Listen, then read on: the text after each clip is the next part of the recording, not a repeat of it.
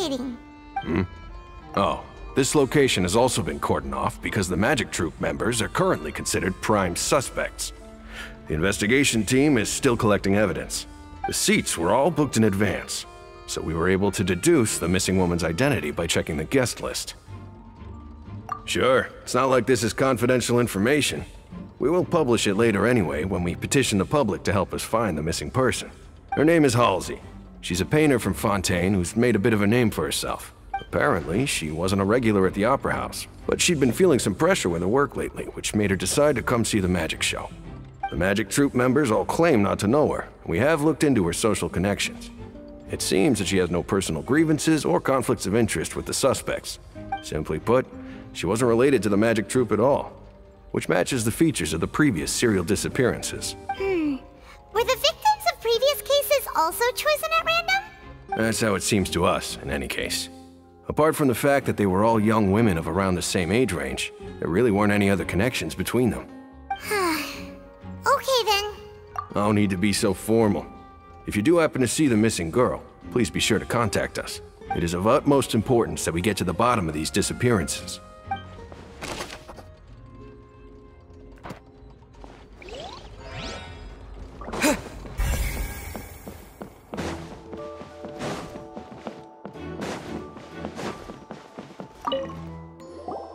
So this is the rope that broke and caused the water tank to fall.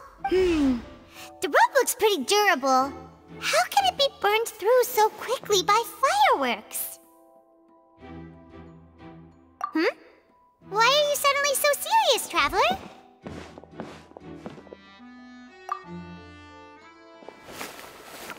Whoa. Look! This bit is made from different material! Most of it was burned away, but there's still a little bit of it left. So if a rope meant to hold something was made with that kind of material in it, then that means... Wait, why don't you write all this down? Let's take notes.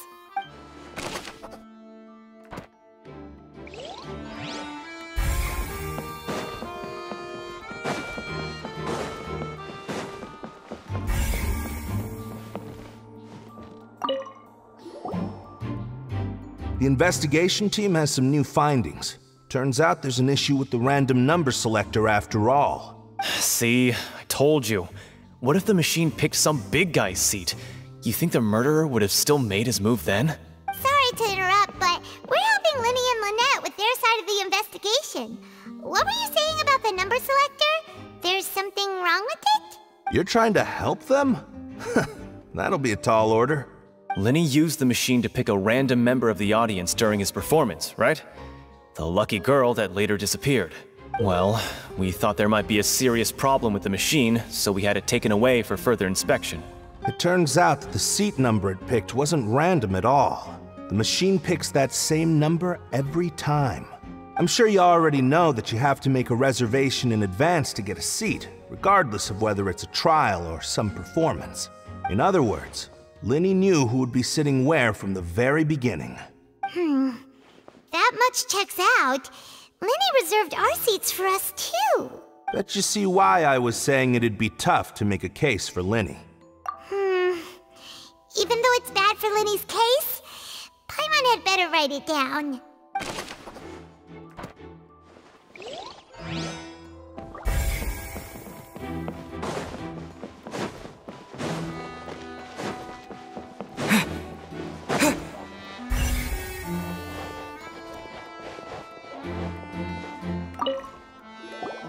I see that you're investigating the area.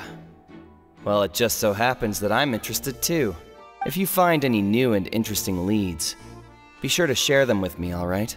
We don't have too many thoughts yet. Then why don't I tell you my hypothesis first? The way I see it. And I'll start it with that loud thud. The thud? Oh, you mean the sound that happened during the countdown? Yes, exactly. It wasn't terribly loud, but I suspect that most people heard it. It's just that everyone was awaiting the results of Linny's trick with bated breath, so no one paid it much mind. But now that the incident has happened, the thud has become an important clue. That makes sense. So, of it? I'm of the opinion that it may have been the sound of Linny's accomplice. Lynette, perhaps. Jumping atop the water tank or something like that. And when the pyrotechnics went off, she cut the rope, sending the water tank crashing down. But wasn't the noise we heard too loud for that? Perhaps the balance wasn't right, leading to a particularly rough landing. Oh, that's true. I suppose I must reconsider. That does remind Paimon, though. What was with that sound?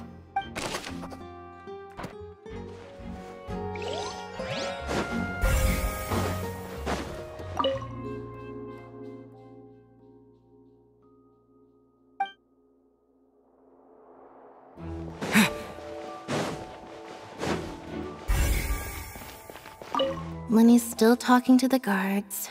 It seems he'll have a lot of explaining to do. I think someone will be assigned to monitor us later, but that's alright.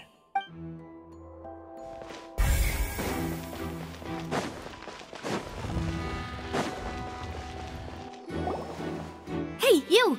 Yes, both of you! Over here! I've been keeping an eye on you for a while now. Huh? You mean us? That's right. If I'm not mistaken, you're also among those who wish to cut down the thorns and pursue the truth. No? And by the looks of it, you're not from Fontaine. Well, you're right on the more about that one, but who are you? Have you never heard of the Spina di Rosula? From mediating disputes and providing protection to solving conundrums, you name it, Spina di Rosula does it. And I, Navia, have the honor of being its renowned president. Though those who play by our rules call me boss. I'm Silver, her attendant. Pleased to meet you. And I'm Melus. Demoiselle's various daily needs and affairs are under my purview. Huh? Boss? Demoiselle? What gives with the names? Well, I am the second-generation president. Melus and the others are still used to my previous title. My apologies, Demoiselle. Should you prefer, boss, I will endeavor to use that instead. No need. You don't have to call me boss. Just Navia is fine. Okay, if you say so. Not that we're members of Spina di Rosula anyway. All merely trifling details. Never mind. Now, back to the situation at hand. That's right. I've always kept an eye on the serial disappearance cases. My interest stems from a matter back from my father's time. Judging from the look of things, I find Linny an unlikely mastermind. Really? We think so too! That's why we're looking for clues now. But how did you come to that conclusion? Intuition, naturally. My unparalleled intuition. Farina sure was quick to point the finger at Linny without any decisive evidence whatsoever, wasn't she? But that's not uncommmo for her. If you remember, the justice had to interrupt her and ask if she was pressing charges just to keep her from getting carried away. Anyway, a trial begins the moment someone levels charges. And, of course, there was no way Farina was going to back down in that situation. Sounds more like you just don't trust the Hydro Archon. Well, what's your opinion? I must admit that she can be interesting at times, but liking her doesn't mean that I'll blindly agree with her. All right, I've answered your question. Now, it's time you answer mine. Wait a minute, did that answer count? Well, I say it does. But don't worry, you won't hear any pointless questions from me. In your opinion, do you think it's right to treat a trial like it's an opera? Well? And why would that be?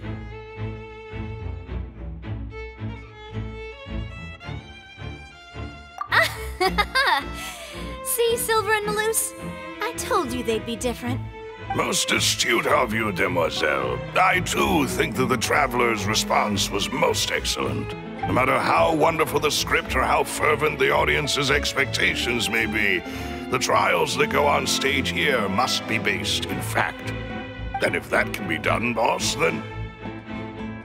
All right, that's quite enough, Melus. Anyway, I like your answer. You passed with flying colors. Now, I need to make some preparations, following which our joint investigation shall commence. You two shall be my assistants. Wait! Since when did we become assistants? Well, I can be the assistant, sure. Or your companion, if you like. I'm really not that fussy. That's more like it. Far be it from me to brag, but I believe that Demoiselle's intuition will be instrumental in uncovering the truth. You wish to save a friend from false accusations, and we wish to unravel the disappearances. In this sense, our goals are aligned. You have a point. You're quite the talker, aren't you, mister? And what about you over there? What do you think? You seem like you've got something on your mind. I have nothing to add. Oh, alrighty then. We'll be making some preparations first. Just be sure to let us know if they start revealing Linny's tricks. Thanks!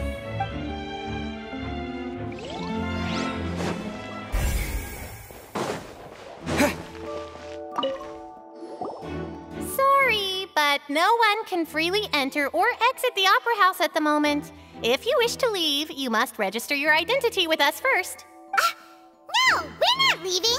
We're representing Linny and Lynette as attorneys, so we're investigating the case. Were you always guarding this entrance? Yes.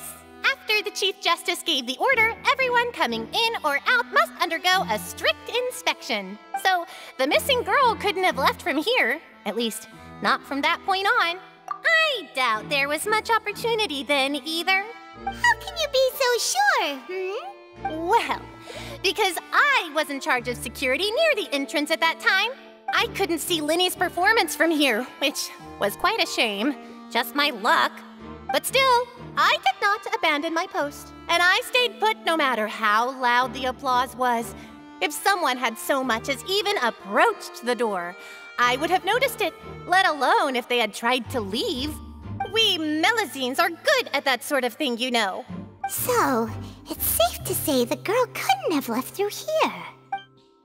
Alright, thank you for your help. This will be useful info.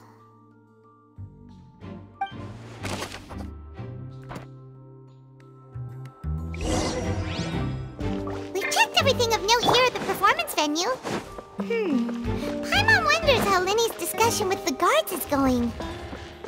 Let's go see, shall we? Ooh, things are getting interesting, huh? We're about to see how magic is made.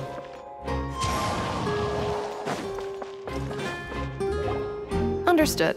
Then I will be going with you. Just so you're aware, I will be monitoring your actions and making notes as necessary.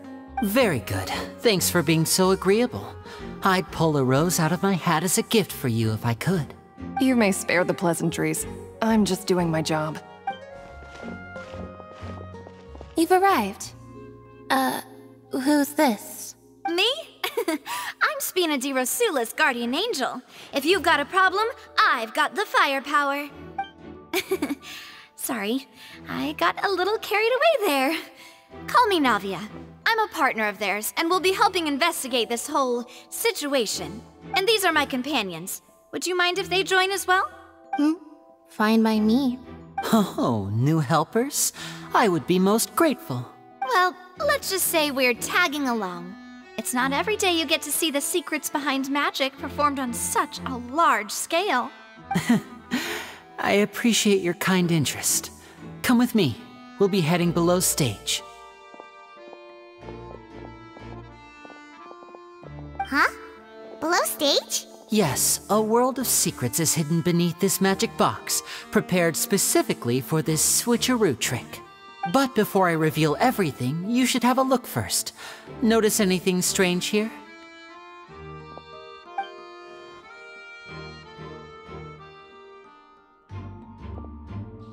I'm not trying to be dramatic. Remembering the details of a trick will help you understand the methods used to perform it more easily. Huh. Weren't there balloons and other decorations here? Where did all that go? Ah, good eye. That said, you're still far from discovering the answer. The back? You mean the inside of the door? What's different about it? Paimon didn't notice anything. Very good indeed. I thought you might not be able to catch that, given that you were sitting in the first row. The back of this door was patterned. Those patterns are now gone, replaced by a smooth wooden board. So, if you put 2 and 2 together, what do you get? Exactly. All right, let's go. I'll tell you how it works as we head down. Oh, so there was a passageway under the magic box! I knew you'd figure out most of it as soon as you saw this place. The 2 magic boxes are positioned right above the 2 entrances of the tunnel. See this flatbed trolley? The box with the lucky audience member in it would be shuttled over to the other side using the trolley. This trolley can raise and lower and even rotate, ensuring that the box will face in the right direction. I see. So that's the purpose of the box inside another box. Precisely. The inner box would descend after the audience member was put inside and be moved along the trolley, all while the outer box would remain on stage as if nothing had ever changed. So that's how you did it! Once the box was lowered, the trolley would store some energy through this device here, with which it would complete the rest of the steps. The audience member would only be able to feel some slight movements in the dark, and by the time she walked out, she would already be back on stage. Right! You were talking that whole time, and you even came out for a moment near the end! Ah, yes. A phonograph operated by Lynette was used to achieve that effect. My assistant and I had already scripted our conversation beforehand. When the countdown began, I had already gone to the opposite box via a tunnel using that ladder.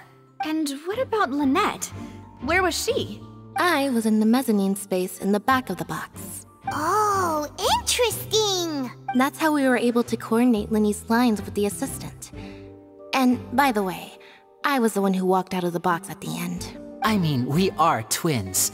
All it takes is a change of clothes and no one can tell who's who. And that's my favorite part of this trick. Only Lynette and I can perform it. So that's how it all worked! Wow, every detail you revealed was more amazing than the last! Lynette would briefly walk out of the box and then go back in, jumping into the tunnel and escaping before the box on the trolley could finish ascending. And then I walk out of the other box in the audience area, and the trick would be complete. The operative word here being would. But as you saw, Cal was in the box, not our audience member. She, on the other hand, mysteriously vanished. We really don't know how that happened. If not for that interlude, this would have been an astonishing trick. I probably never would have figured out how you pulled it off. And yet, to think that someone was able to use this magic trick to commit a crime. Could we have a look around? I think we can come up with some more leads. This is the scene of the crime, so Linny and Lynette are not permitted to stay here. I'll escort them back up. Yes, of course. No need to be so strict now. I won't disappear into thin air, you know. Thanks, everyone. We're counting on you.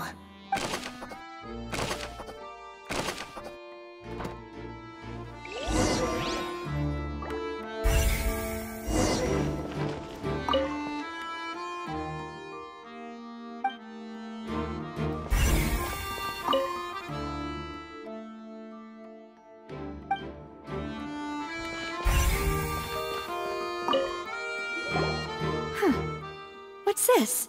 Looks like a hook tied to the end of a rope. Huh? There's all kinds of odds and ends here. Perhaps it was a prop for a different trick. But why would it have been left here? Whatever it is, let's make a note of it first.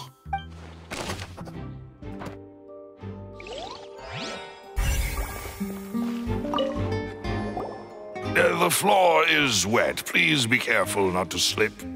Speaking of which, why would there be water here? Oh, Paimon knows! It's one of those tricks where you pour water into a jug and then flip the jug over only for the water to disappear. And here's a broken vase. Huh. Did the trolley knock it down while moving? That can't be. The trolley moves along tracks from start to finish. It couldn't have hit the vase at this distance. Let's note this down too and think about it later.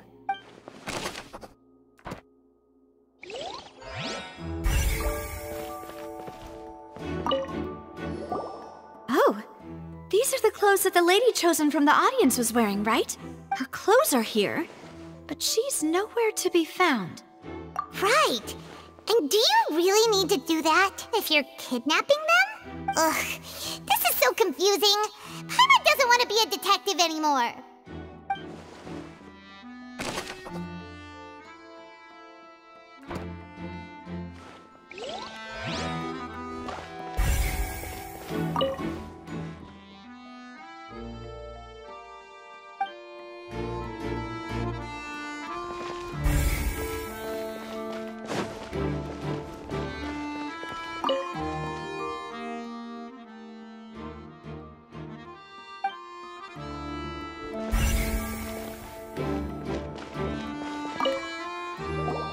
What is this place? It seems someone could fit through here. Huh. Could this have been the suspect's escape route? Alone, perhaps. But if they had to pull another person with them, the space would be too narrow. But there are no other ways in or out of here. Oh, you're right! Let Paimon write that down.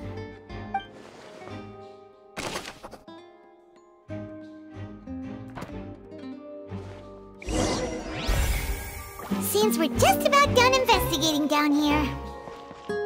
Yes, let's head back up.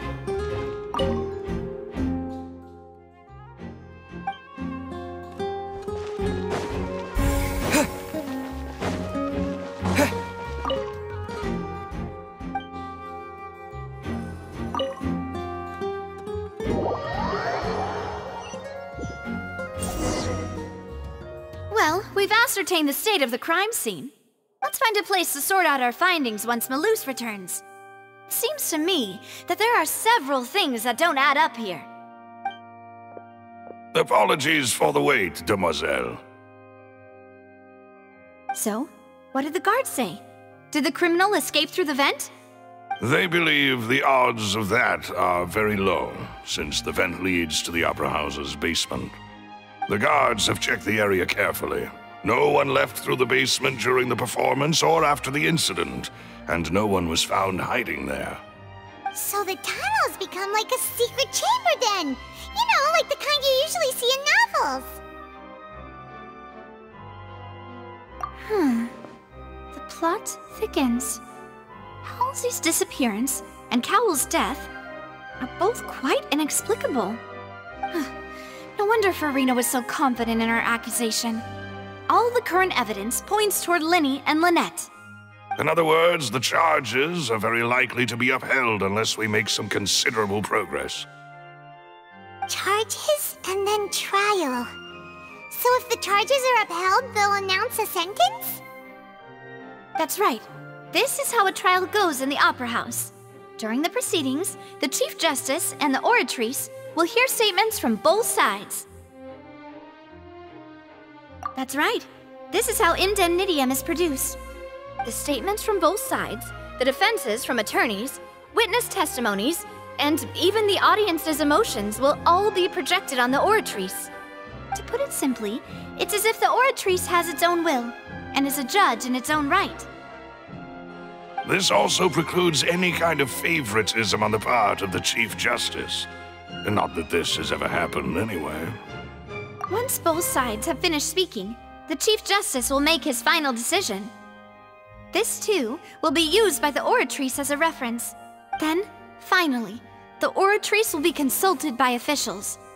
The result it returns is the will of justice itself. Huh? So that machine is the one that actually decides? Paimon thought Neuvillette called the shots. In practice, there is very little difference. Both have always come to the same judgment, which is why people have great faith in the Chief Justice. Ah, yes, the guards also asked me to convey that none of us will be allowed to leave this place before the trial. Huh? Why? Because we've chosen to act as the twins' proxies. That makes us persons related to the case. They're concerned that we might be colluding with outside parties, or that we might find outside help to disrupt the case.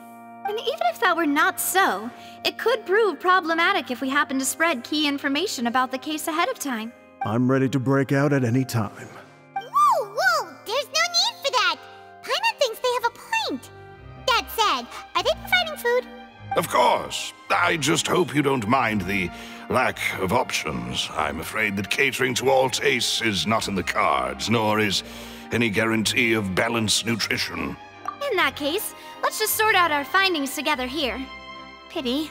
I was hoping to take you to try some of Fontaine's famous desserts, too. I mean, what better way to properly think through our findings than over some tea and sweets? Huh.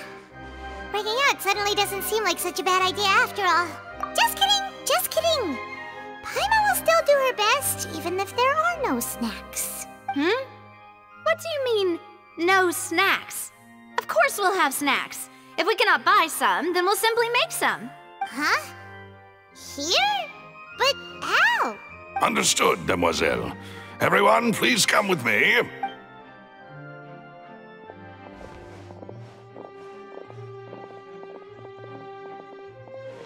Wait, you're carrying a portable stove with you? Yes, I must be prepared to meet the demoiselle's baking needs whenever the fancy strikes her.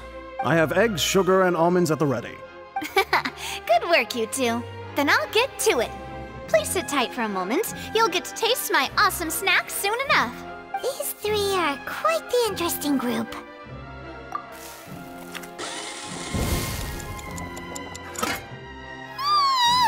And Paimon thought it smelled good while it was still in the oven! Oh, it's even better now. Paimon can't stop drooling. From the way you had these two guys carrying all that stuff around, Paimon thought you'd have them do more during the baking process. But you ended up doing the entire thing by yourself. Beating the egg whites, grinding almonds, everything. I was applauding. And I was giving encouraging smiles. Paimon was just thinking, aren't you worried about getting your fancy dress dirty beating egg whites and baking like this? Well, I don't think it's carved in stone anywhere that fancy ladies can only read books, sip tea, ride horses, and play the piano. I just really enjoy making snacks. Don't underestimate beating egg whites, by the way. It's a real arm workout. You also need to beat them to just the right consistency, or your macarons will crack. Anyway, give these a try, fresh out of the oven. There's 3 for each of us. Only 3? Well, eating too many sweet treats might send all that sugar to your head. You wouldn't be able to think clearly about the case on a sugar rush, would you? Tea is ready to be served as well. This is Demoiselle's favorite, strong black tea with a floral fragrance that clears the mind and lifts the spirit. No need for concern, I'm merely doing as I should.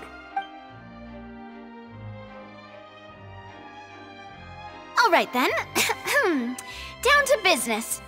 As Paimon mentioned previously, the tunnel seems to be something of a secret chamber. However, we can assume that Linny and Lynette were not alone within it. Some criminal also occupied its sealed confines. The magician twins could have committed the crimes, of course, but they lack any logical motive. Exactly! Why would they do such a thing right when everyone was watching?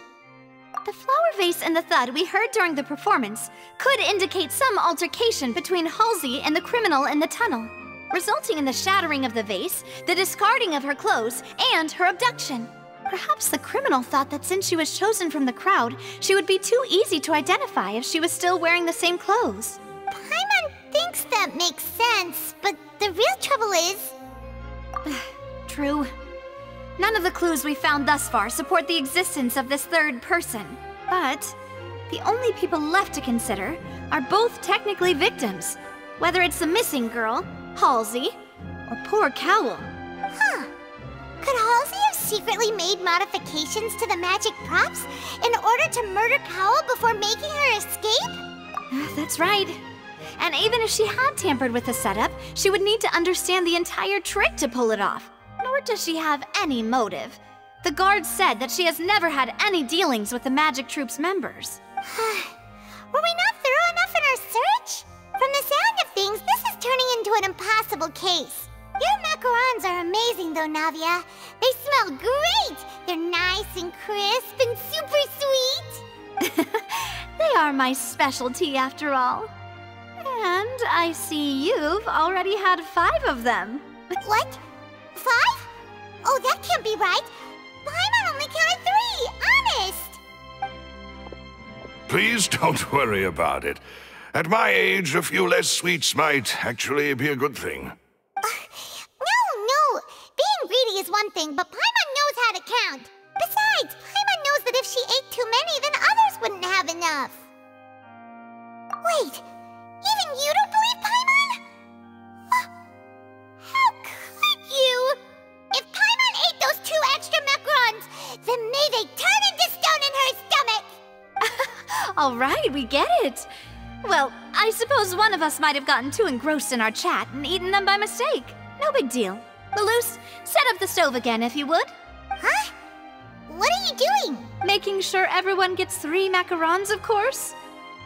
Exactly. We don't want to trouble you.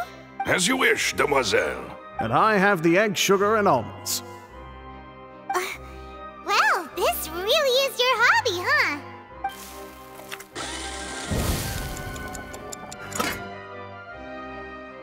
Well, that's it for snack time. I'm going to have another look around the area. I don't know what we're looking for yet, but we've still got some time.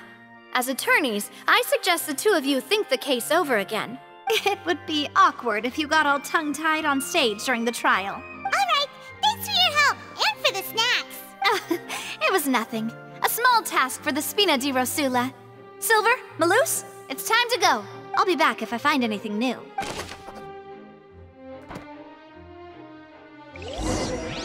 Alright, it's time to put our heads together. We've got to get our defense ready for the trial. Oh, it's probably gonna be a long and difficult case. There's no point in worrying about that now. We just need to prepare. Here, take Paimon's notes. They should help you review the situation.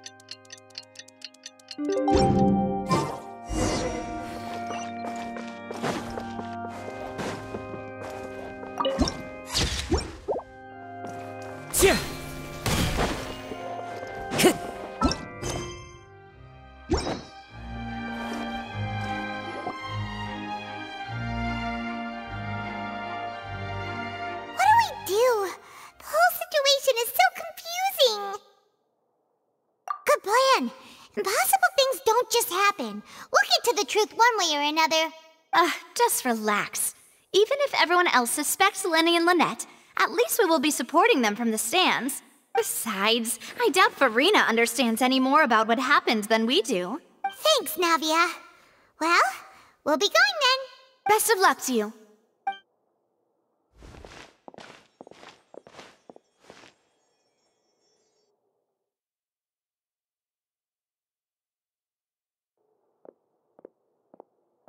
Ah, finally, you're back. Well, how did your investigation go? To be honest, you might be disappointed. No. We're already very grateful that you were willing to help. Well now, don't you all look disappointed? Don't tell me that your investigation came up empty-handed. That was to be expected, of course. The guilty can never produce proof of their innocence. But don't let that stop you. I shall be terribly disappointed should you, my most anticipated foe, concede so easily. Since both parties are present, I declare that the trial regarding the magic show incident is now in session.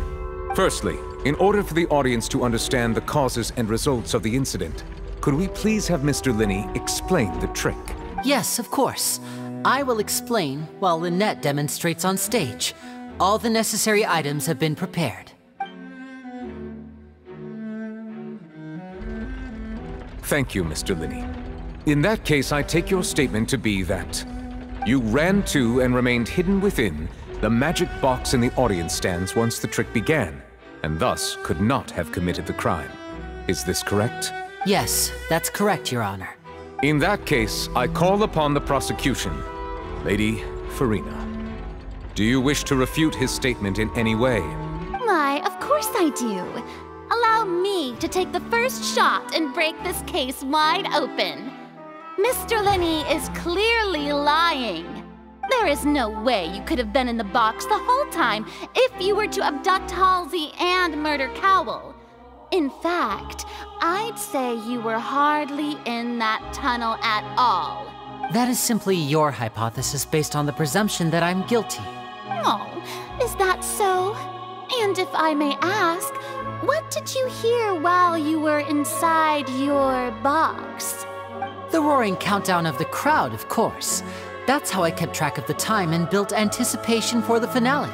And you didn't hear anything else at all? Nothing that might leave an impression of any kind? No, nothing. I see. But when the count reached 30 seconds or so, there was a thud. One so loud that I believe practically everyone heard it. Huh? Hey, hang on. Something's not right here. Yeah, I'm sure he could have heard a noise that loud from inside the box. I was right by the box and I definitely heard the thud. Look at those scales. Could those mean... Well then, ladies and gentlemen, allow me to use the words of the magician himself. You never know what can happen in the blink of an eye. Indeed, it seems his alibi can also collapse in the blink of an eye. Of course, I have armed myself to do far more than smash your alibi. Confidence cannot go unfounded, and my foundations are rock solid. Tell me, aren't you and Lynette actually from the House of the Hearth? The House of the Hearth? No wonder they did something like this. So the serial disappearances were the Fatui's doing. Now it all makes sense. I've got a feeling that what happened on stage probably wasn't just an accident. That's irrelevant. Our identities have nothing to do with what happened. Indeed. Then perhaps you could tell us everything that happened during that 1 minute. Your first priority is to prove yourself innocent after all. I'm sure there is little that needs to be kept secret now. Unless your script already has holes in it. The Outlander is speechless. My, oh my, don't they look flabbergasted? Now comes the infighting and discord, I suppose. This was almost too easy. Good thing I made all those preparations. Seems the all-nighter I pulled last night is really paying off.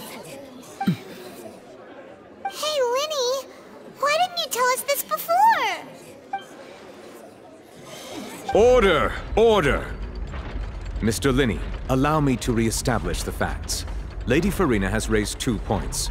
First, when the thud was heard in the Opera House, you were neither in the box nor the tunnel. Second, you and Ms. Lynette are both members of the House of the Hearth. Are these claims true?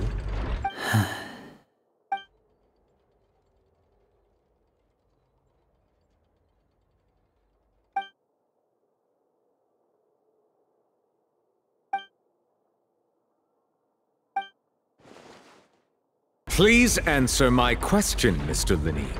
I'm sorry. Yes, they're true, Your Honor.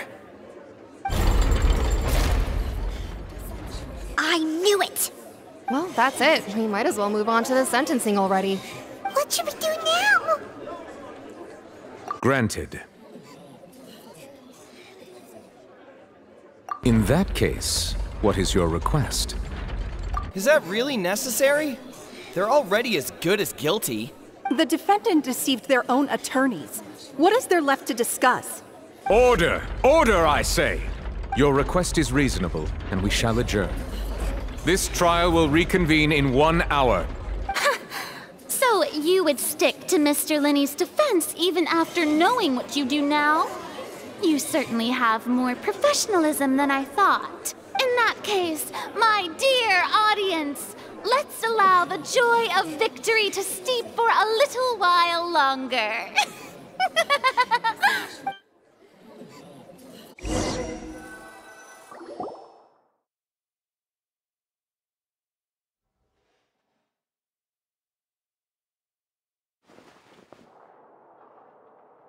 Well, this is awkward. I didn't think the Hydro Archon would dig all that up. I'm sorry, Traveler and Paimon. Yeah, sorry. Paimon doesn't know where to start. We trusted you two. We based our entire reasoning on the assumption that you weren't bad guys. Not to set the wrong tone or anything, but Paimon's really mad! I'm very sorry. I know you're angry, and reasonably so, but please, let me explain. I know you've clashed with the Fatui several times before. I wouldn't be surprised if just hearing the word is enough to make you upset. But our organization is very, very large, and the Harbingers have very different personalities and goals. Right now, we want to save people. As many as we can. That's right. I'm sure we're on the same page when it comes to this nation and the disaster that its people might face. I knew if it weren't for our respective identities, we could become good friends.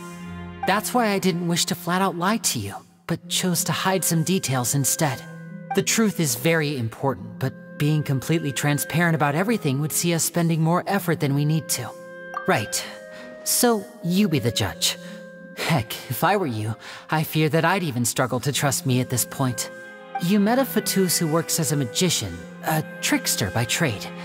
All by coincidence, too. But still, I'm asking you to trust me. I am no criminal. At least, not in this case.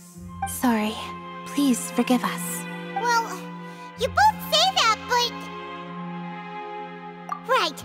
Let's hear your answer first, and no lies now! Of course. I'll answer any question you ask.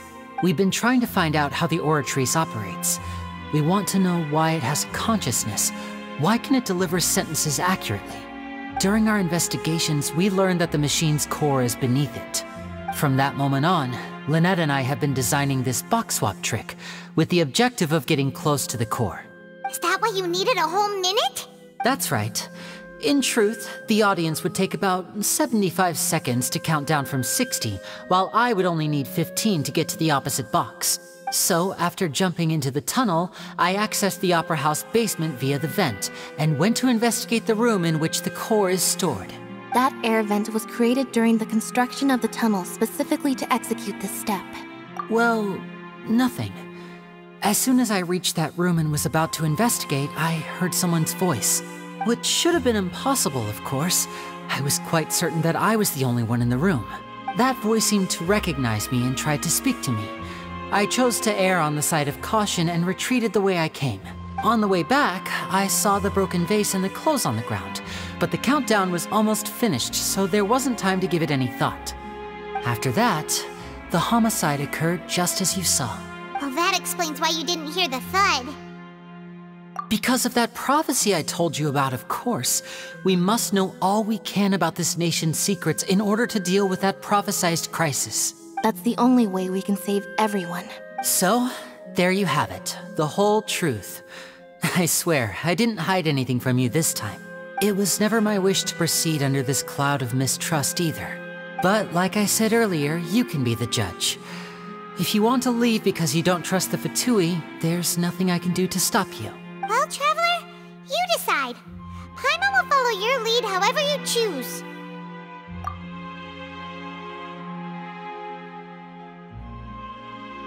Okay, thank you. Thanks for giving us a chance. The current problem is that the scales are tipped pretty badly against you two. If we want to refute the Hydro Archon's accusations, we're gonna need a seriously watertight defense. Huh? Oh, Paimon thinks she gets what you mean.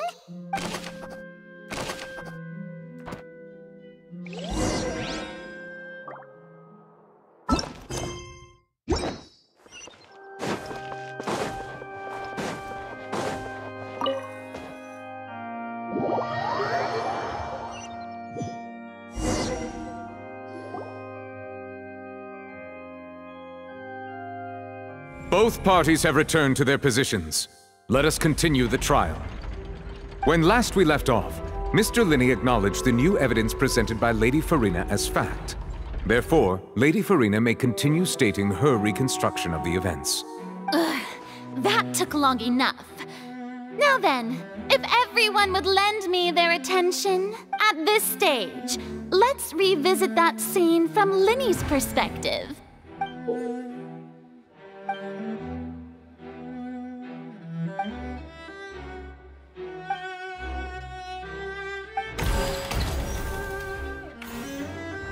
As the countdown began, he entered the tunnel.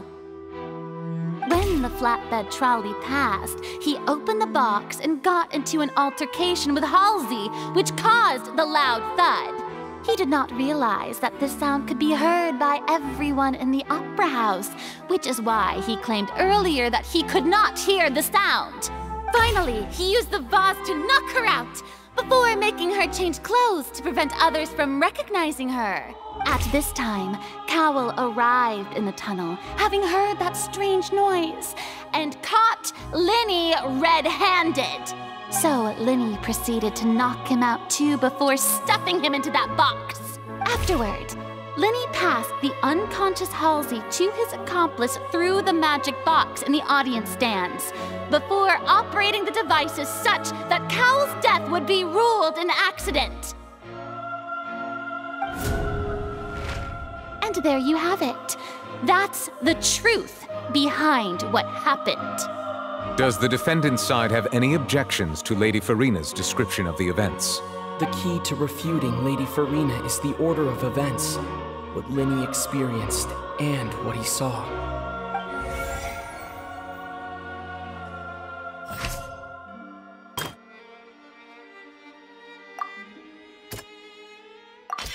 According to Linney, he left via the vent after entering the tunnel. He couldn't have had that altercation with Halsey.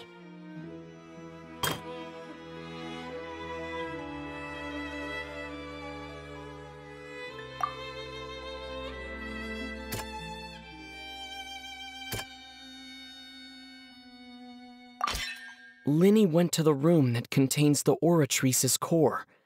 This is the actual truth.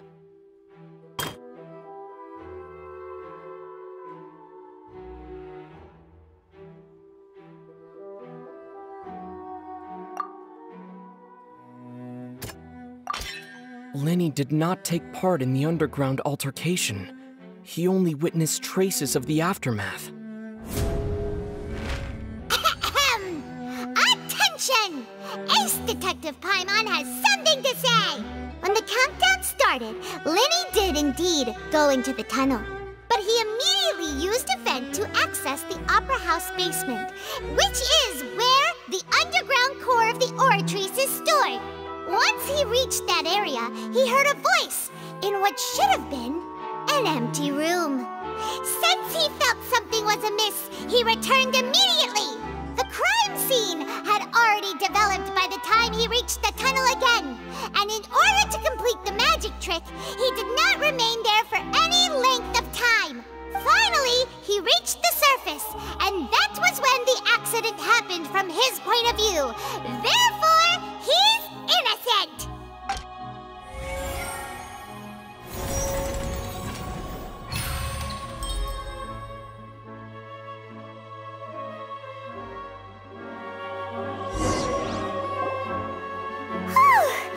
Paimon did it! Paimon actually managed to say all that! Wasn't it awesome? In other words, you believe that he knew nothing of the incident? That's right! My reasoning? If that's the case, then if Cowell hadn't entered the tunnel, who was the entire setup meant to kill? Assuming that what you say is true, Linney only needed to kidnap the young girl to cause a new disappearance case. What would the point of killing someone on stage be? Oh, they have a point. That's right, you tell them! And that's why they're partners of mine. They've managed to turn things around. Oh, Well, your denial is very strident, I'll give you that. But what proof do you have to back your claims? Of course I do. If he had been in the magic box the whole time, how could he have not heard that sound? Why do you ask? You're saying that he wasn't.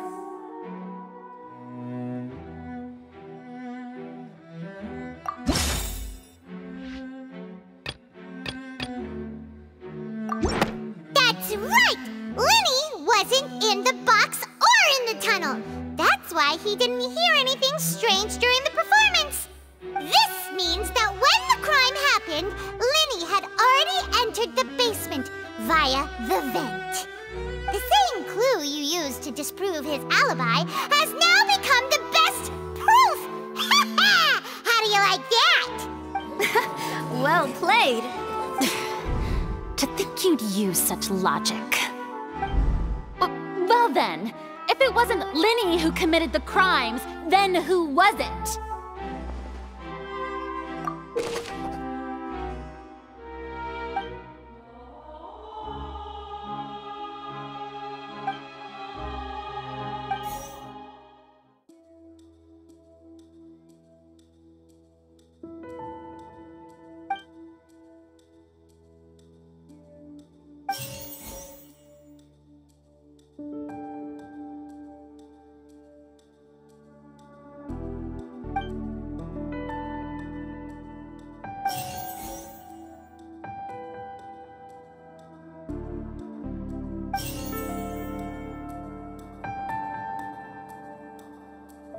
The deceased's name is Cowell, Lenny's assistant.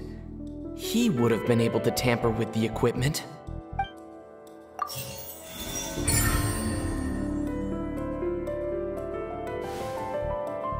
Huh? That can't be right. Are you serious? The killer was, in fact, Cowell, the deceased! Oh, is that so? How interesting! Let's hear your reasoning then. What I must do next is recreate the truth. What Cowell did, and how he went from would-be perpetrator to victim.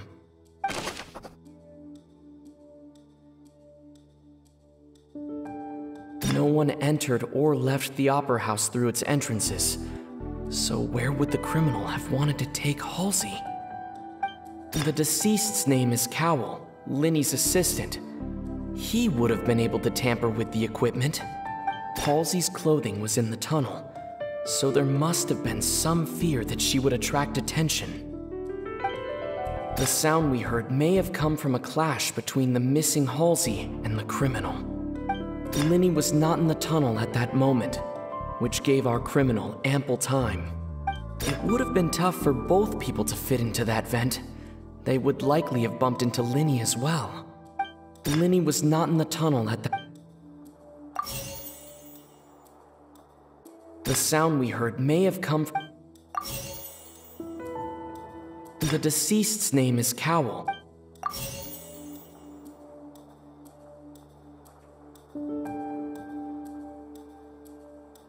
It would have been tough for both people. No one entered or left the opera. Halsey's clothing was in...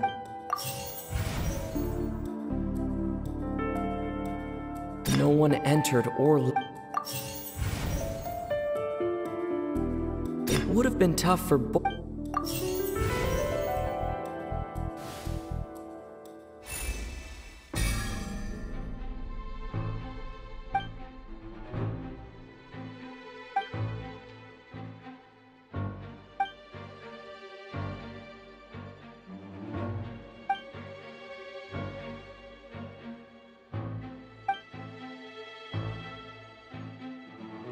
What's wrong, Traveler? Are you still having trouble figuring things out? I see how it is. So this was all just a bluff. And here I thought you had something to show for it. But it seems you're still far from the truth. Look, since we're at a dead end, why not consider a different track? Just like the trick as it transpired, the end result must have been utterly different from the magician's initial design. If only we knew how Halsey disappeared. Well, that would be nice, but the tunnel only has 3 exits, and none of them seem very likely. And it's not like this is a magic trick where you can just make a real live person disappear. You know, like you did from that water tank, Lynette. Excuse my interruption, dear opponents, but do you not see that the crowd is growing impatient? There is no greater sin in this opera house than an awkward delay in the performance.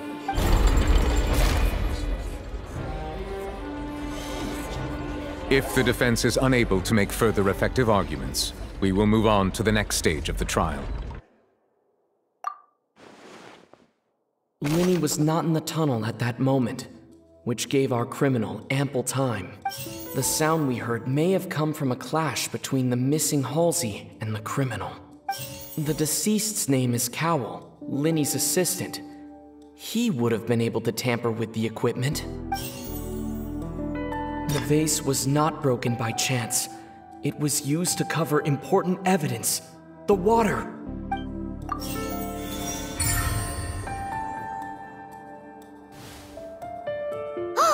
Paimon gets it!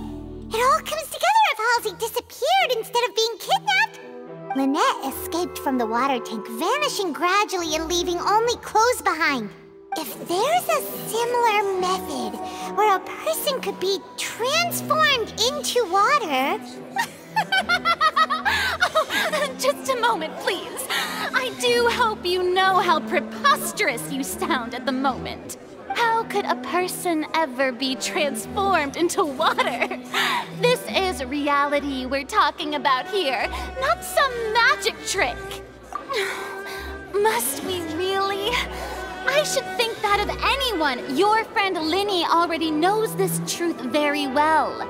Magic tricks are ultimately just illusions and misdirection. But Halsey's disappearance is very real. We're talking about 2 completely different things. Even so, I trust the Traveler's judgment. The truth must be out there somewhere. Perhaps some new line of reasoning may open if we try to gather all the focal points that don't make sense. Since Cal was the deceased, we haven't placed much attention on him. But given that we aren't making much progress with the case, it wouldn't hurt to have a look at his belongings, would it? People really do come up with all sorts of harebrained schemes when at the end of their rope. The way I see it, your suggestion that we broaden the scope of our investigation is nothing but a tactic for stalling the trial. Nevertheless, I believe that this is a reasonable request on the part of an attorney. Since the trial does indeed appear to be at an impasse, I believe that additional evidence may help us make more progress. Guards, please step into the lounge and examine the personal effects of the deceased, Cowell. We are still examining the items, but we have already made critical progress that we feel must be shared with everyone post-haste. We discovered several test tubes of fluid within Cowell's baggage, each labeled separately. The notebook in his backpack claims that these fluids are... water from the primordial sea. The primordial sea? The note's contents also indicate that Cowell belonged to an organization that sells illegal drugs and that he had an accomplice. The notebook has many entries concerning safe usage of these fluids, in which the keyword dissolve appears many times. One of these tubes was labeled Opera Epiclese, along with yesterday's date. It is empty. The notes also state that these dissolution properties work exclusively on people from Fontaine. It's likely that Halsey was chosen as some sort of test subject. As such, we believe that the defense's hypothesis is, in fact, supported by sufficient evidence. You've got to be kidding! People dissolving into water? Could something so ridiculous actually be true? Wait a moment. This reminds me of a certain prophecy, but it's just a coincidence, isn't it? If people can become water, does that mean that the water tank's real use was as a means to hide water stains? And if Cowell was targeting that girl... Wait just a minute. Could that mean... You two, with me, quick! Demoiselle, wait! What about your partners? Let's go. Just trust me. Order! Order! It is undeniable that further examination of the deceased's personal effects has yielded some surprising results, but we cannot yet verify the veracity of these clues. Still, let us assume that these clues are indeed authentic, albeit with the understanding that Ms. Halsey has yet to be found. Guards, please continue examining the items along these lines. Mr. Linney, it appears your hypothesis is supported by the evidence, so please continue speaking. Of course. Thank you, Your Honor. If we uphold this hypothesis, I believe that many of this case's seemingly unrelated clues can be connected together. Right! Like the metal hook! That one didn't make sense at all. Let's think about this. Cowell's methods must have something to do with that water from the primordial sea. The deceased's name is The water from the primordial... Now it seems like the hook rope was not...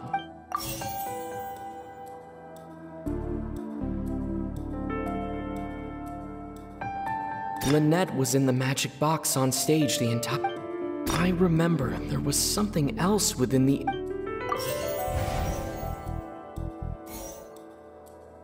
Now it seems like the water from the primordial sea should already have been...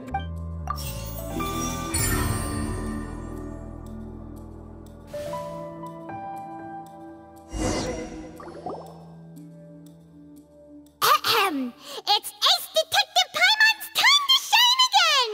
In the original plan, Cowell would tamper with the water tank rope and the number selector securing his target. When the magic box containing Halsey was lowered, the metal hook would retract gradually and pierce the balloon at the top of the box. When the balloon attached to the box popped, the water from the primordial sea inside it would pour down and dissolve Halsey. Afterward, Cowell would enter the tunnel and break the flower vase to conceal the water inside the tunnel, with the remaining evidence being covered up by the water tank on stage. But he encountered something unexpected in the tunnel and wound up being fatally hit by the same water tank he meant to use to cover his tracks. Huh. That does make sense. That actually links together a lot of the more confusing pieces of evidence. Oh dear, what do I do? Even I think they sound convincing now. Have I falsely accused an innocent person? What a humiliation. Now, it seems like the only point of contention remaining is the exact circumstances that led to Cowell's death. His notes mentioned he had an accomplice who could be related to the situation. On that note, the guards have just contacted me indicating that they uncovered new evidence. I shall now invite him on stage to share it with us. Thank you, Your Honor. We were just inspecting the luggage of the other people involved in this case, and we found an identical sample of the water from the primordial sea among Linny's personal effects. What? That can't be. Oh, I see. Well, how wonderfully comedic to have your own counterattack only to come back and wound you. Does this not clear all doubt? My dear citizens, my loyal audience, allow me to present my reasoning and bring this performance to a swift close. Linny did not need to take part in the dissolution of the young woman at all. Indeed, he did leave the scene via the vent. Having made modifications to the props beforehand, his accomplice Cowell then caused Halsey to vanish using the water from the primordial sea. But upon his return, in cruel avarice, Linny desired sole credit and prepared to do away with his partner in crime. Ultimately, he knocked Cowell out, and the tool meant to cover the crime up also became a murder weapon. Now, as much as I regret having come to such a viciously straightforward conclusion, it does seem that the famed Fatui is quite the cold-blooded and ruthless organization. Am I right, Mr. Linny? We've used up all the evidence we collected. There's no way for us to make a rebuttal here. Is this the end of the road?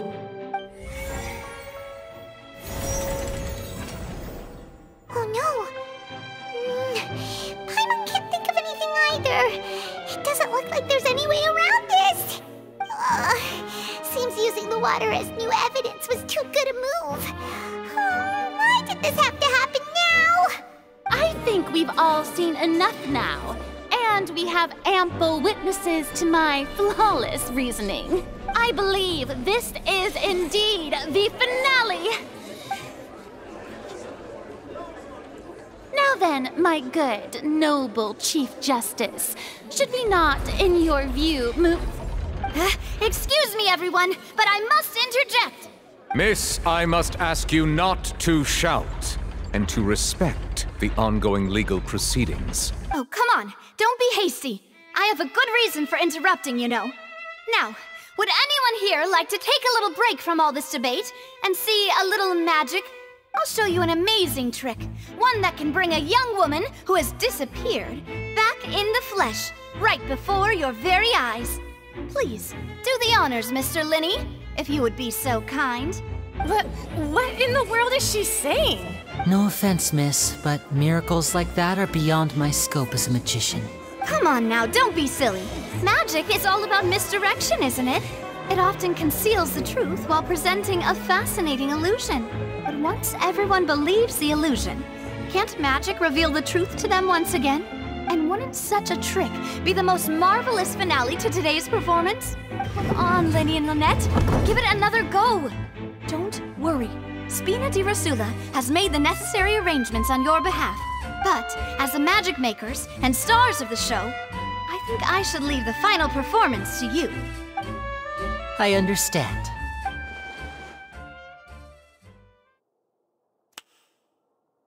And voila!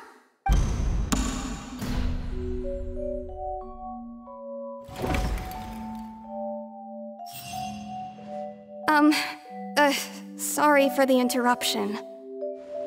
Wait, isn't that Halsey? So the whole thing about people dissolving wasn't true after all? To be clear, I'm only here because this person told me that if I testified, the merit of doing so would lessen my sentence. I was hiding outside this room listening to the proceedings because I was afraid that I would be the one put on trial. I was just feeling happy that no one had noticed me, and then before I knew it, she caught me. That'll teach you to underestimate us three. Where should I begin? I'm sorry. I'm the one who killed Cowell. I admit it. What? Why? Firstly, my name isn't Halsey. It's Lillian, and I'm originally from Mondstadt. I heard that Linny's show was gonna be a real thriller, but I missed the chance to buy a ticket, so I stole one. That's how I make a living. I steal stuff here and there. And I'd never been caught before. But I was noticed at the harbor a few days ago, and I barely got away. Linny was the one who caught me in the act. Hey, no wonder you look familiar. So you were the thief! Liddy even mentioned that you were pretty skilled. Well, and I thought that would have been the end of it, but then the number selector chose me. He even mentioned the Fortress of Meripede. That's a prison, isn't it? So you can imagine how shocked I was. I thought he was on to me for sure. So I played along with the show while looking for an opening to flee. But then I got water poured on me for no reason, and then someone jumped into the tunnel to nab me. I wasn't going to take that lying down, so I knocked him out and stuffed him into the box. There was nowhere to run from there, though, so I had to change my clothes and hide in a box containing performance costumes. I slipped out after the first guard arrived at the scene and continued hiding inside the opera house. Can a person even hide in there? But I swear I didn't know that the water tank would fall down. Really, I swear it. Had I known that, I wouldn't have put him in the magic box. I may be a thief, but I'm no killer. Well, that makes everything pretty clear now, doesn't it? This time, we need to tell the entire story from Lily Ann's perspective.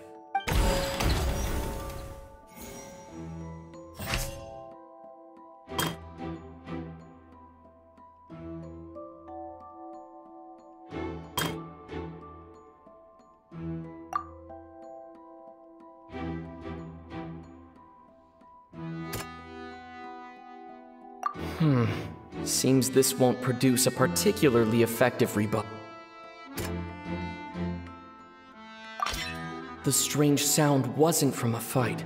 It was Lily-Ann's attempt to break out when she was frightened.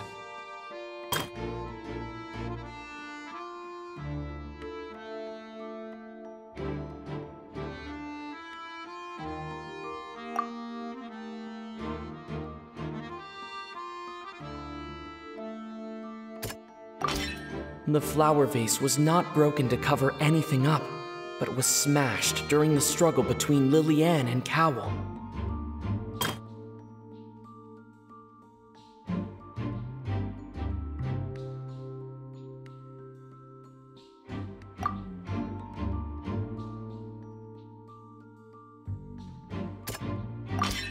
Lily-Ann was afraid that she would be recognized if she left, so she changed clothes and hid, biding her time. Just what one might expect of an experienced thief. And it's Ace Detective Paimon time! Having been selected out of the blue, Lily-Ann panicked. Her panic only intensified after she entered the tunnel and had water poured on her head. So she kicked the door open, producing the thud we all heard. Hearing the commotion, Cowell leapt into the tunnel, only to discover that Lily-Ann had not dissolved.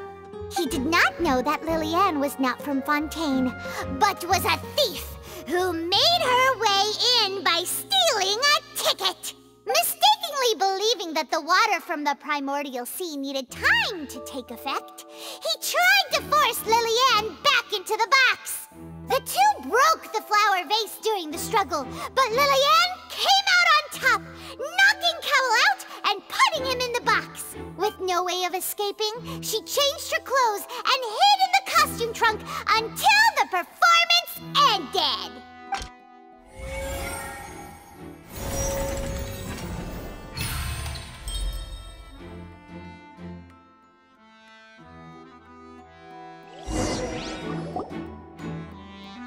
She knew that she would have to go through guard inspection if she tried to leave afterward. So, she has been trapped in the Opera House these last 2 days. She had already become desperately hungry by the time we were chatting over macarons. So, she swiped 2 of them right under our noses. Talk about a sneaky thief. At this point, all the events that happened in the tunnel have now come to light. Ah, so that's the whole story. Bravo! Bravo! Now then, Lady Farina, do you wish to speak against the defense's statements? Please answer the question, Lady Farina. Also, if I may add, the trial has not yet ended. As such, I request that the prosecution not leave the room before the proceedings have concluded. What? Are you reading my mind now? No, I have no further arguments. I admit defeat. But really, could you at least have left me with some dignity? Wow, look at that! She's like a deflated balloon now. If there are no objections, then as the Chief Justice of Fontaine, I shall once again repeat the full sequence of events. The actual perpetrator of the serial disappearances, Cowell, selected his next victim from the audience reservation list. With some modifications to the selector, he could ensure that the pre-selected young woman would be chosen. To cover up any evidence while committing the deed, Cowell thought of allowing the water tank to fall, which would conceal the water left behind after the young woman was dissolved. He also tampered with the rope suspending the water tank, using the fireworks at the end of the performance to cause the tank to drop and hide the watermarks. He poured the water from the primordial sea into a balloon during the preparation of the magic box and stuck it to the box's lid. Finally, he passed the prepared hook on a rope through the gap in the magic box's door when bringing the young woman to said box. When the magic trick officially began, the box containing the woman was lowered into the tunnel, tightening the hook rope and bursting the balloon containing the water. If all had gone to plan, the young woman would be dissolved at this time. However, Lily-Ann was not from Fontaine and thus fled the box with a loud noise. Realizing that there was trouble, Cowell entered the tunnel and met Liliane. Thinking that the waters had not yet taken effect, he decided to proceed. However, his opponent was more capable than he thought, and he was overcome, knocked unconscious, and placed into the magic box, and thus became his own final victim. Liliane, according to her own statements, then changed clothes and hid until the performance ended, before hiding in other parts of the opera house. As for Linny, he was in the underground structures within the opera house, and was thus ignorant of these happenings. From this reconstruction of events, we can conclude that Linny, the accused, is in fact innocent. While there is much in Linny and Liliane's conduct that should still be investigated separately, this case, at least, can be handed over to the Oratrice to make the final decision.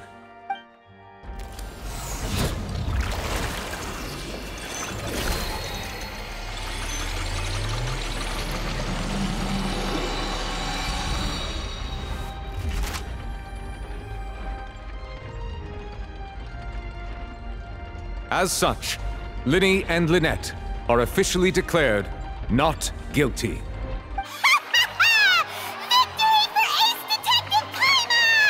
Great work, partners. Thank you all. Thank you so much. Next, I think we deserve an explanation, Guard Vaughn. How did you find the water from the primordial sea in Linny's baggage? Right! Your discovery caused me to make a serious mistake, you know. Or was that not a discovery, but false evidence that you dared to bring before this court? I suspect that the accomplice mentioned in Cowell's notes was not Linny, but you, yes? I'm sure you know what you must do to lessen your sentence. Speak quickly! Unless you want to earn yourself a one-way ticket to Coupon Town. I was just following orders. We were supposed to place blame for the serial disappearances onto Linny, and thus cause suspicion to fall on the Fatui. The higher-ups said this was the best opportunity to do so. And now that your plan has fallen through, and the secrets of the water have been revealed, you have become a liability to said higher-ups, yes? Therefore, you would be wise to tell everything you know, and seek the protection of the guards. Yes, I'll tell you everything I know. Our boss discovered that the water can cause people to dissolve. It can also be made into a potion, which when extremely diluted, can cause people to experience unforgettable exhilaration. We've been in this business for a while now, and have made decent mora off it. The disappearances were also the boss's idea. I mean, this is the boss we're talking about. The...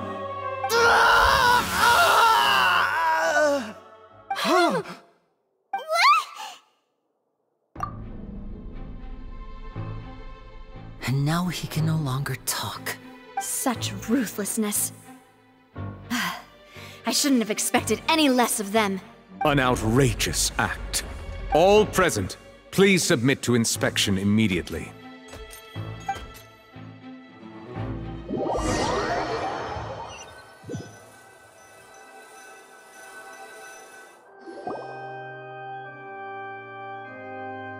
So, we're just going back now? That's true, but... Traveler, Paimon! Please wait. Linny... I know you may not want to speak to me right now. Maybe you don't even want to look at me. But still, let me thank you again for defending me to the end, even after you learned that I'm a member of the Fatui. I guess. But regardless, I'd like the opportunity to set things straight. I didn't approach you with any ulterior motives or ill intent.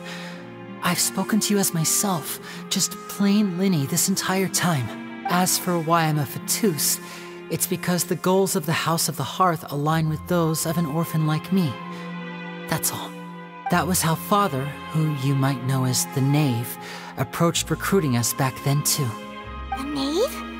The one who controls the House of the Hearth? She's your father? That's right. And since we're here, I was wondering, would you mind hearing a story? It's about my past. Back when our parents first died, Lynette and I were left wandering the streets. To survive, I took to surreptitiously observing an older street performer who did magic. It took me several days to figure out how he pulled off his amazing tricks. I took my sister through several streets until we found a crowded corner, and we began to perform magic tricks there. To my surprise, we proved to be pretty popular, and we could at least stop worrying about where our next meal would come from for a time. But I didn't want my sister to remain a street rat together with me forever. Before long, an aristocrat came to me and claimed that he wished to take us in after watching my performances. So you went from orphans to nobility just like that? That was how we felt at first, too. As if fate was on our side and we could say goodbye to those painful days. But I gradually discovered that while we were called foster children, he was really after my talent for magic tricks. He would constantly take me to all sorts of banquets to garner attention, which he would then use to expand his social circles. That doesn't seem too bad either. Better than roaming the streets at any rate. It took a while for me to realize just how dark his heart really was. After one particular performance at a banquet, I discovered that Lynette was not on the same return vehicle as me. I waited a long time after we returned home, but she did not come back. I went to that noble's bedroom and asked him about her whereabouts. The answer he gave me was, she caught the eye of the most eminent person at the banquet, so I sent her over as a gift. I mean, you'll be able to perform your magic regardless of who your assistant is, yes? Oh no. So he was gonna... But wouldn't Fontaine's laws deal with such people?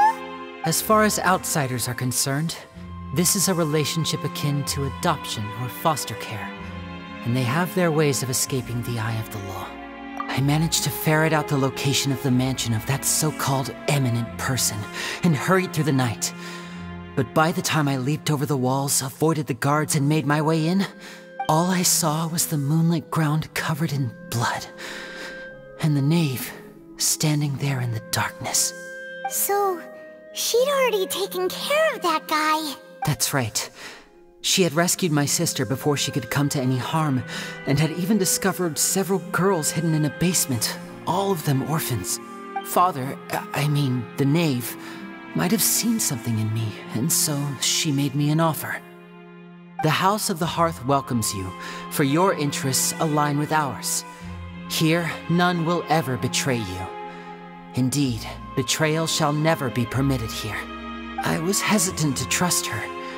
I had just been betrayed by nobles.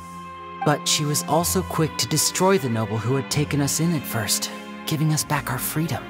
Oh, so that's how the two of you joined the House of the Hearth. She has her own plans. She has gained permission from the Tsaritsa to first use the Gnosis' power once she obtains it. She plans to use it to find a way to break the prophecy and save Fontaine. So, she believes in that prophecy too? That's right. The whole House of the Hearth is currently working to combat that crisis. Today's case has also proven that people from Fontaine can indeed dissolve into some sort of water, thus further supporting the prophecy. All of us house members here, Lady Arlecchino herself included, are from Fontaine. We won't give up on defending our homeland. To us orphans, the only connection we have left to this world, apart from our family, is our homeland. So, from small deeds like distributing magic pockets to huge schemes like stealing a Gnosis, everything is aimed at dealing with that prophecy. It's all right. I understand. The only thing I can do is relate all this to you. I just hope you can understand that even as a member of the House, I have never stopped making my own decisions, and that I believe what I'm doing is right. If you should need anything at all in the future, feel free to find me. I will do my best to help you, as plain Linny. Bye, Linny!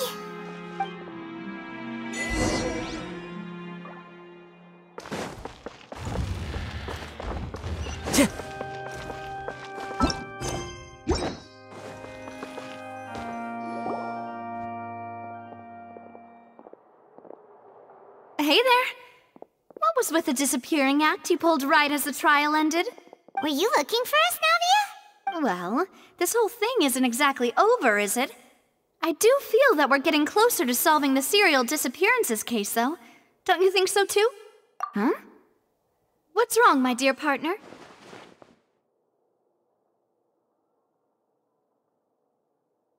Besides, are you sure we're the ones who can crack a case that's been cold for decades now? And given that there's new evidence from the trial, there should be a trail of breadcrumbs for the Hydro Archon's people to follow now, right? Ah, I see. Well, I won't lie. I'm a little shocked to hear that from you. But I suppose you are just travelers who have only arrived in Fontaine after all. Sorry. I might have been too presumptuous. Don't say that, Navia. Ah, and we were having so much fun investigating with you, too. It was like having new waters flowing into a stagnant mire, causing new hope to spring forth, and the reflection in the murk to become clearer. Sorry about that. I'm a bit prone to nostalgia. Don't mind me. Wait, shall we have a farewell meal? You know, to commemorate our time as partners? Huh? Do we really need to get that formal? Well, guess you really did treat us as partners, huh? Well, I'd just like to have a proper ending to every important memory. That way there are no regrets later. Anyway, it would just be a meal, so it shouldn't take up too much of your time. You don't have to twist Paimon's arm. If Boss Navia's treating, count Paimon in! Oh, wonderful. In that case, why don't we return to the Court of Fontaine and head to the Hotel de Boer? I believe we'll make it just in time for dinner. All right then.